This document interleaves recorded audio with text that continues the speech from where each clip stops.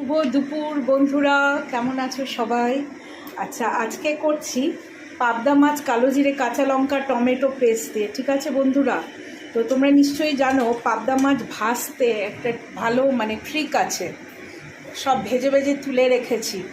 তো এটা আমি কোনো সময় এরকম ভিডিও তোমাদের কাছে পোস্ট করিনি, তোমাদেরও শিখিয়ে দিচ্ছি। কড়াইটাকে ভালো করে গরম করবে যারা জানো না তাদের জন্য, ঠিক আছে? তারপরে ঢেকে ঢেকে রান্না করবে।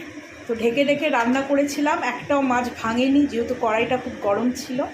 এখন নামিয়ে নেব মাছটাকে। এক হাতে ক্যামেরা ধরেছি তো ফ্লেমটাকে ফুল করে দিলে কি হয়, তোমার তেলটা পুরো ঝরে যায়।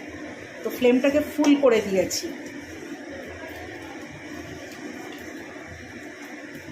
করে নামিয়ে নিয়েছি। আমার হয়তো খুব প্রফেশনাল কুকিং ভিডিও হয় না। রান্নায় কালো জিরে দিয়ে দিলাম, এটা খুব সুন্দর কালো জিরে ঘ্রাণ বেরিয়েছে। এখন ওই লঙ্কা টমেটোর যে পেস্টটা আর কাঁচা লঙ্কাটা আমি ওপরে দিয়ে দেবো। হ্যাঁ, তো খুব ভালো লাগে তুমি যদি কাঁচা লঙ্কা টমেটোর পেস্ট দাও, তো খুব সুন্দর একটা ঘ্রাণ এসেছে। পেস্টটা দিয়ে দিলাম। ফ্লেমটাকে লো রেখেছি। এক পিঞ্চ হলুদ দিয়ে দিলাম,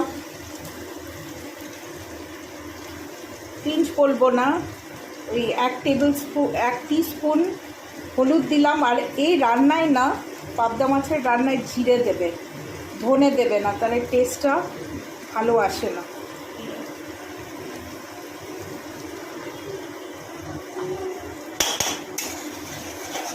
অল্প চিনি তোমরা অ্যাড করতে পারো নুনের সাথে, ভালোই লাগে। তো ভালো করে এখন কষাচ্ছি মশলাটাকে।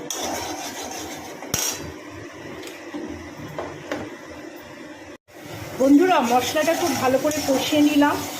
টমেটো, কাঁচা লঙ্কার পেস্ট, নুন, অল্প চিনি দিয়েছি, তোমরা চিনিটা অ্যাভয়েড করতে পারো, কিন্তু আমার দেখলাম বেশ ভালো একটা সার আছে পাবদা মাছের ঝোলে। আর জিরে দিয়েছি, ধনে দেবে না।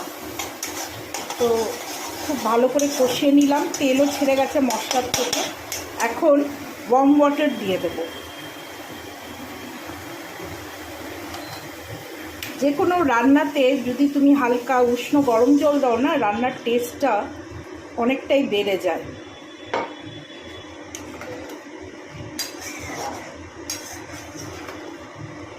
খুব একটা ঝোল রাখছি না,